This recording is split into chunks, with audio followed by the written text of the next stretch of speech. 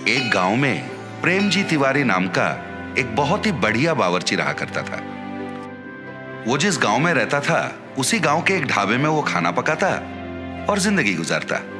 प्रेमजी तिवारी के माँ बाप तो नहीं थे, पर एक बहन और एक भाई था। बहन की शादी करवाने के लिए और भाई को अच्छे से पढ़ाने के लिए वो बेचारा दिन रात कष्ट किया करता था।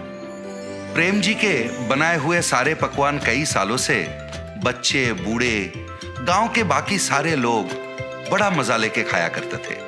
इसकी वजह से वो जिस ढाबे में काम करता था उस ढाबे का नाम अच्छा हुआ और कमाई भी बढ़ गई। एक दिन प्रेम जी के एक दोस्त ने प्रेम जी की बहन की शादी के लिए एक अच्छे से लड़के के बारे में बताया। ये सुनकर प्रेम जी ने सोचा ये शादी तो किसी भी तरह करवानी पड़ेगी, चाहे उधार लेना पड़े, पर बहन की शादी होनी चाहिए। इसलिए वो गांव के जमींदार के पास गया और सूद पर रुपए लेके उसने शादी करवा दी। अपनी बहन की शादी में प्रेम जी ने खुद अपने हाथों से बढ़िया खाना बनाया था। सारे अतिथिगण खाना खा के मुग्ध हो गए। अरे वाह प्रेम जी, तुम्हारे हाथों में तो जादू है भैया। खाना तो तुमने बढ़िया पकाया है भाई। उसी शादी में लड़कों की तरफ से रामलाल नाम का एक आदमी आया था।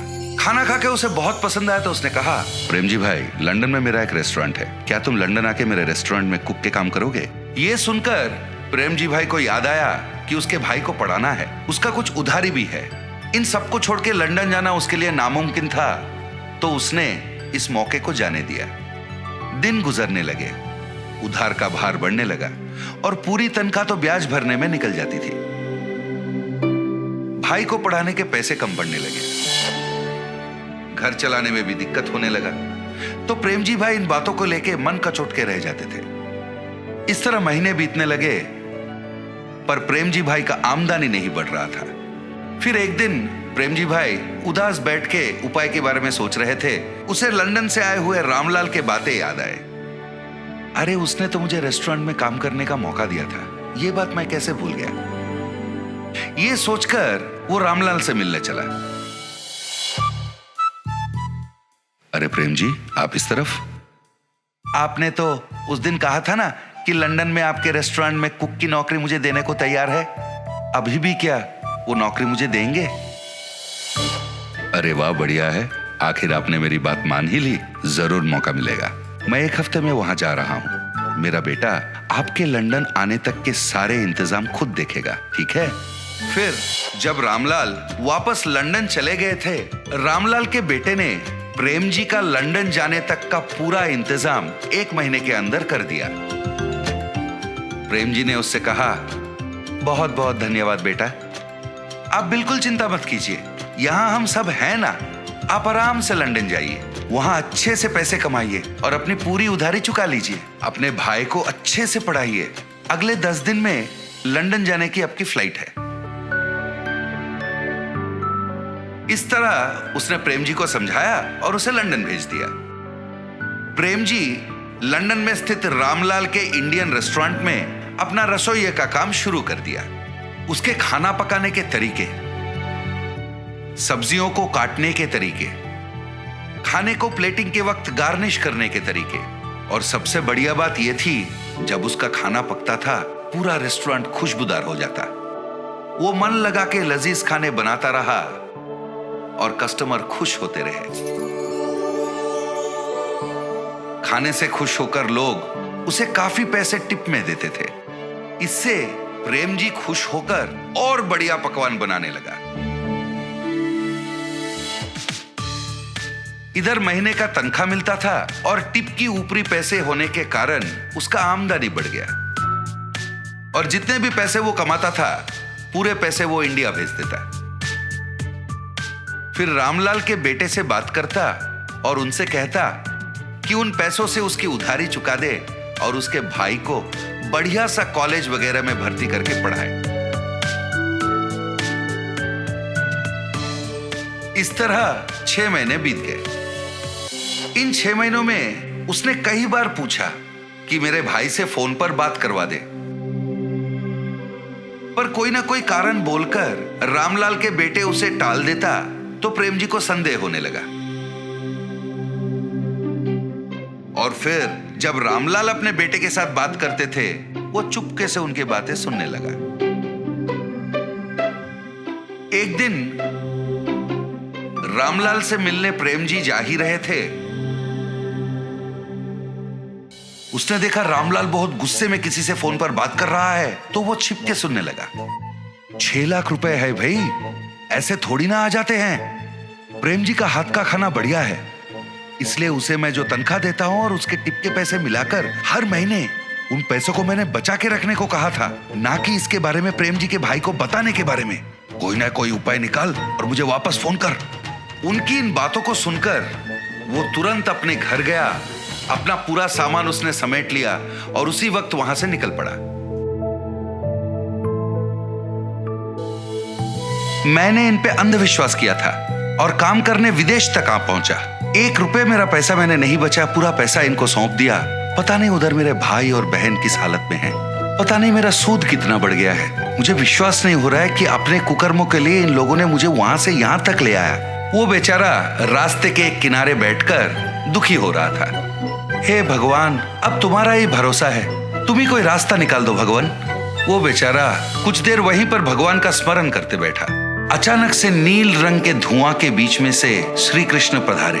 उन्होंने एक बालक का रूप धारण किया। फिर वहीं पर उन्होंने एक फूड स्टॉल को अपने माया से बनवाया और आके प्रेम जी के पास बैठ गए। अंकल, क्या ये फूड स्टॉल आपका है? मुझे बहुत भूख लग रहा है, कुछ पका के खिलाओगे? मैं पैसे भी दूंगा। वो आके प्रेम जी से बातें करने लगे, पर प्रेम जी को तो पता था वो फूड स्टॉल प्रेम जी का तो था ही नहीं। पर कहीं उस बालक को देखकर प्रेम जी को बिछड़ा हुआ अपना भाई याद आया। पता नहीं उसके मन में क्या हुआ। वो उठा और उस फूड स्टॉल की तरफ बढ़ गया। फिर वहां रखे हुए सारे चीजों को देख के सोचने लगा, इसके खाने के लिए क्या पकाऊं? प्रेम जी ने फिर अपनी नजर इधर उधर दौड़ाई तो उसने देखा खाने के कई चीज रखे हुए थे। अरे पता नहीं ये फूड स्टॉल है किसका? इतने सारे खाने की चीजों को यहाँ छोड़ के कहाँ चले गए? वो सोच में पड़ गया। इस तरह अचंभित होकर वो सोच रहा था, वहां खाना खाने दूसरे कस्टमर भी आना शुरू हो गए। प्रेम जी ने उस बालक के लिए बड़े प्यार से खाना पकाया।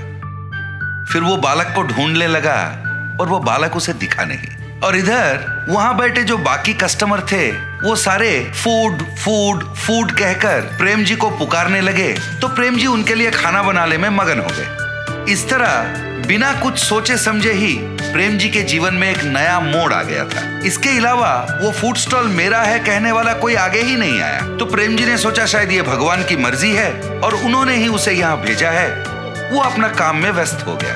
रामलाल को प्रेम जी के फूड स्टॉल के बारे में पता चला तो उसे रोकने वो खुद आ पहुंचे, पर उसे पता नहीं था ये स्वयं भगवान की देन है। वो उसे कहां रोक पाता। इतना ही नहीं, उसका खुद का धंधा ठप होने वाला था और उसका दिवालिया निकलने वाला था। फिर प्रेम जी ने अपने कमाए हुए पैसों को जमा किया और एक विदेशी के सहायता से उसने अपने भाई को लंदन बुला लिया। वो अपने भाई को लंदन में पढ़ाने लगा, अपनी उधारी भी चुका दी और फिर अपनी जिंदगी को वो आराम से खाना पकाते हुए जीने लगा। प्रेम जी अगर रामलाल और उसके बेटे की बातें नहीं सुनता, पार्क में उस बालक की बात मानकर अगर वो फूड स्टॉल में नहीं जाता, तो शायद आज वो अपने भाई बहन के साथ इतनी खुशी खुशी जिंदगी नहीं बिता सकता।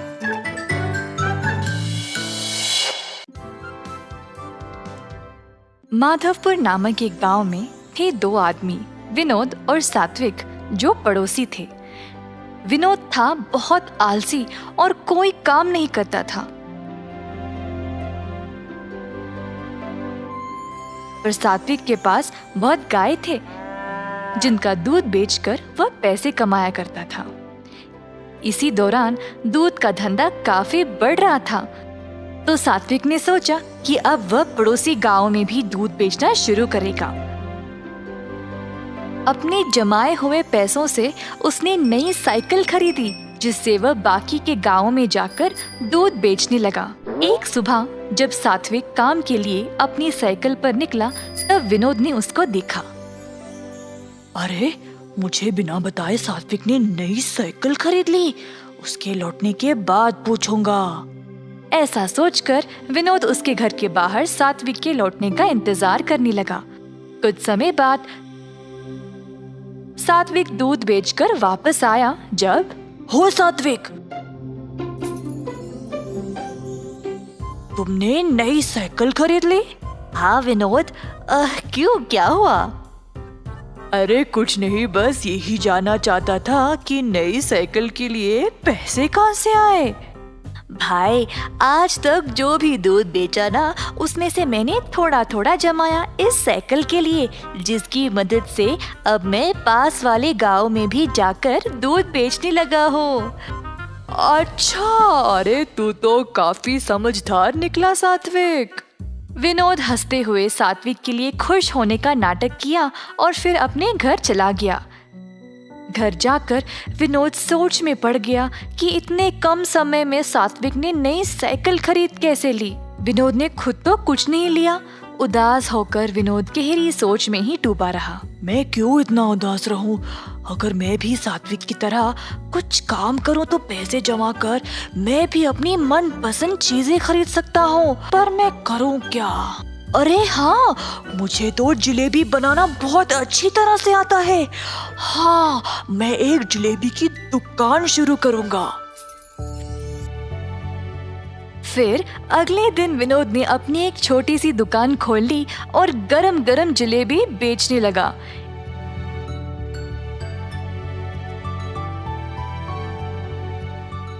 एक जलेबी 5 रुपये, आधा किलो 50 रुपये और 1 किलो 100 रुपये में। इस प्रकार विनोद ने बहुत स्वादिष्ट जलेबी कम भाव में बेचने लगा।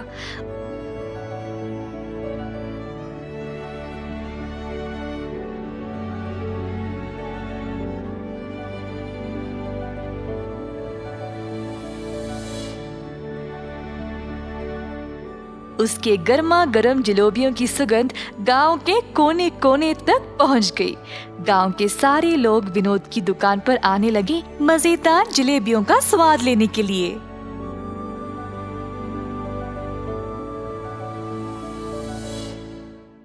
कुछ ही दिनों में विनोद की जलेबी बहुत मशहूर हो गई।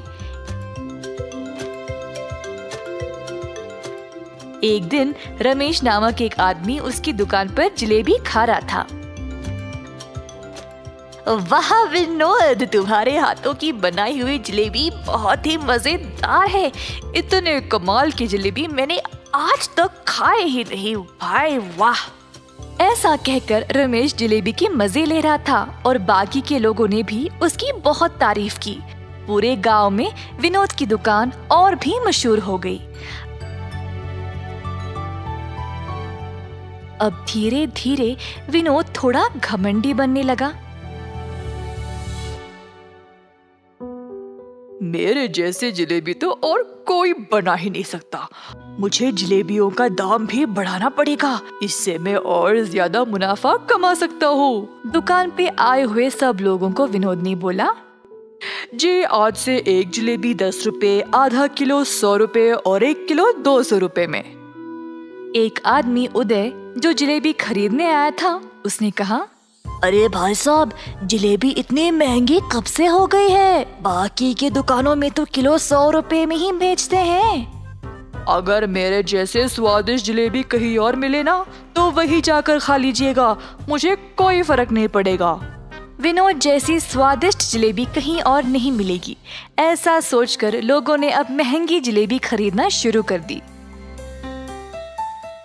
इस गांव में मेरे जैसे जलेबियों को टक्कर देने वाला और कोई है ही नहीं। गांव वालों को तो अब मेरे स्वाद की लत लग चुकी है। ऐसा सोचकर उसने जलेबी को तोलने वाले तराजू के नीचे सबकी नजर से चोरी एक छोटा सा भार लगा दिया, जिससे वे लोगों को ज्यादा पैसों में कम जलेबियां बेच सके। इसी तरह विनोद का कारोबार उसके अनुसार चलता रहा। एक दिन गांव के जमींदार को विनोद की जलेबियों के बारे में पता चला, तो उन्होंने अपने नौकरों को उसके पास 1 किलो जलेबी लाने के लिए भेजा। नौकर गए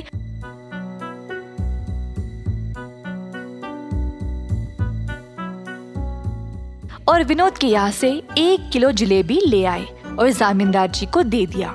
जमींदार जी ने देखा कि जलेबियां तो 1 किलो से कम है। मैंने तो 1 किलो मंगवाया था, ये तो उससे कम है। मेरे आदेश का पालन क्यों नहीं किया? कहा जमींदार जी ने गुस्से से। साहब जी, हमने तो दुकानदार को 1 किलो ही देने को बोला था और फिर उसने इतना ही दिया। हमारी कोई गलती नहीं है प्रभु। चलो हम इस जलेबी वाले के पास जाकर देखते हैं कि वह असल में कर क्या रहा है। दुकान के पास पहुंचने ही वाले थे जब जमींदार जी ने एक भिखारी को उस जलेबी की दुकान की ओर जाते हुए देखा तो वह रुक गए और अपने नौकरों को भी रोक दिया। जमींदार जी देखना चाहते थे कि दुकानदार उस भिखारी को किस तरह जलेबी बेचेगा। जमींदार और उनके नौकर पास वाली दुकान के पास खड़े होकर नजारा देखने लगे। एक जलेबी कितने की है भाई साहब? एक जलेबी 10 रुपए। भिखारी के पास थे सिर्फ 2 रुपए, तो उसने वो निकाला और बोला, बस एक जलेबी दे दो। विनोद ने कहा, 10 रुपए की एक जलेबी है, 2 रुपए में नहीं मिलेगी। ये सुनकर भिखारी वहाँ से जाने ही वाला था जब विनोद ने उससे रोककर कहा, हो, तूने यहाँ पर खड़े होकर मेरे जलेबियों का सुगंध लिया है, उसके लिए वो 2 रुपये। हे भगवान, मेरे पास तो ये 2 रुपये ही है और तुम ये भी इतनी बेरहमी से मांग रहे हो। मैं नहीं दूंगा। इसी दौरान जमींदार जी वहाँ पर पहुँचे और अपने पास रखे हुए पैसों का थैला भिखारी को दिया और कहा, तुम्हारे 2 रुपए के बदले में इस दुकानदार को तुम ये पैसे का थैला दे दो। अरे आप तो बड़े लोग हो साहब, आपको तो न्याय करना चाहिए। अगर आप इस दुकानदार को पैसे दे दोगे तो कैसे? मेरी बात मानो और दुकानदार को ये पैसे दे दो। भिखारी ने माना और पैसे विनोद को देने गया जब जमींदार ने कहा, 1 मिनट रुको, इस थैले को पहले जोर से हिलाओ। भिखारी ने थैले को जोर से हिलाया तो थैले में से सिक्के छन छन करने लगे। पैसों की आवाज सुनाई दी क्या विनोद? सुनाई दी साहब। अगर ये बात है तो फिर भिखारी ने अपना भुगतान दे दिया है। क्या साहब, पैसे तो इसने दिए नहीं और आप बोल रहे हो कि दे दिए? पैसे की आवाज तुमने सुन ली ना, बिल्कुल उसी तरह जिस तरह भिखारी ने तुम्हारी जलेबियों की सुगंध सूंघ ली थी। तुम्हें तुम्हारी जलेबियों की सुगंध के पैसे इस थैले के पैसों की आवाज से ही मिल गई। तुरंत विनोद को अपनी गलती का एहसास हुआ और उसने जमींदार जी से माफी मांगी। तुमने केवल यही गलती नहीं की, तुम्हारे जलेबियों का मूल्य बाकी की दुकानों से बहुत ही ज्यादा है और उसके ऊपर गलत तरीके से तोलकर तुम ज्यादा पैसों में कम जलेबियां बेचते हो। साहब जी, बस एक बार के लिए मेरी गलती को माफ कर दो। मैं ऐसी गलती दोबारा कभी नहीं करूँगा। तुमने आज तक बहुत गलतियां की है। तुम्हें तो इस गरीब को एक जलेबी भी देने का मन नहीं किया। अब मैं तुम्हें ये आदेश देता हूँ कि अभी इसी वक्त अपनी इस जलेबी की दुकान को बंद करो। ये बात सुनकर विनोद बहुत डर गया और उदास हो गया। जमींदार जी से गिड़गिड़ाकर माफी मांगता रहा जब उसी रास्ते सात्विक आया। विनोद की परिस्थिति देखकर सात्विक उसकी दुकान पर आया और बोला, जमींदार साहब, मैं आपसे विनती करता हूँ, कृपया आप विनोद को इस बार माफ कर दे। सात्विक के अच्छे स्वभाव के बारे में जानते हुए इस बार तो सात्विक की बात सुनकर उसके अच्छे बर्ताव को ध्यान में रखते हुए मैं तुम्हें माफ कर देता हूँ विनोद। कम से कम अब से पूरा मन लगाकर मेहनत से और ईमानदारी से अपना काम करो। ऐसा कहते हुए जमींदार जी वहाँ से चले गए।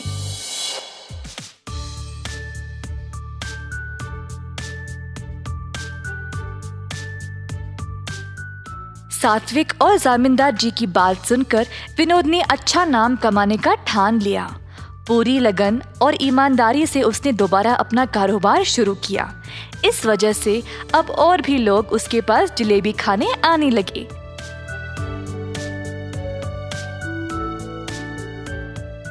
अंत में विनोद खुशी खुशी से और सच्चाई से अपना जीवन बिताने लगा।